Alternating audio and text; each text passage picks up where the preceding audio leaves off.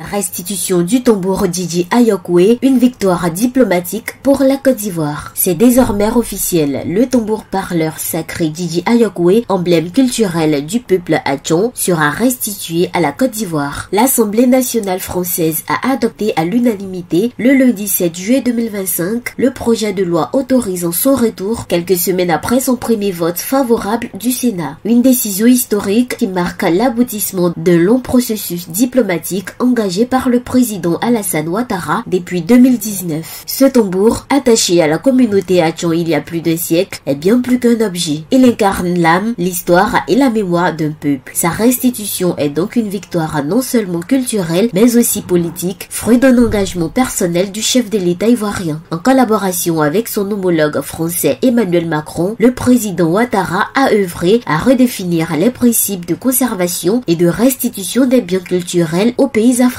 Une action gouvernementale déterminée. Dès son entrée en fonction, la ministre de la Culture et de la Francophonie Françoise Remac a poursuivi avec vigueur les démarches entreprises. En lien étroit avec les communautés concernées, elle a mené un plaidoyer actif auprès des autorités françaises et des parlementaires. Plusieurs missions officielles au musée du Quai Branly Jacques Chirac ont permis de porter la voix des Atchons et de la Côte d'Ivoire. Un tournant symbolique a été la cérémonie mémorielle présidée à Paris par le Premier ministre Robert Begremombe en présence de la ministre Remarque et de représentants de la communauté Bidjan. Cette étape de désacralisation du tambour a ouvert la voie à la restauration en prélude à son retour. En novembre 2024, une convention de prêt a été signée à Paris entre la Côte d'Ivoire et la France à l'issue d'une réunion entre les ministres de la culture des deux pays. Ce texte autorisait déjà le rapatriement du tambour dans l'attente de la loi désormais votée, un symbole de réappropriation culturelle. Le retour du Djidji Ayokoué s'inscrit dans une politique plus large de valorisation du patrimoine national. Il s'accompagne notamment de la réhabilitation du musée des civilisations de Côte d'Ivoire et d'un partenariat scientifique renforcé avec le musée du Quai Branly Jacques Chirac. Programme de formation, numérisation des collections, échange de compétences et actions éducatives sont au cœur de cette dynamique. Un comité d'organisation nationale sera mis en place pour préparer l'accueil officiel du tambour sous la présidence du Premier ministre, car au-delà de son importance patrimoine, le Djidji Ayokoué est désormais un symbole de cohésion nationale et de fierté collective. La Côte d'Ivoire entend poursuivre sur cette lancée. D'autres œuvres emblématiques sont appelées à regagner leur terre d'origine dans le cadre d'une future loi cadre. Une démarche que le gouvernement ivoirien souhaite responsable, concertée et fidèle à la vision culturelle portée par le président Alassane Ouattara.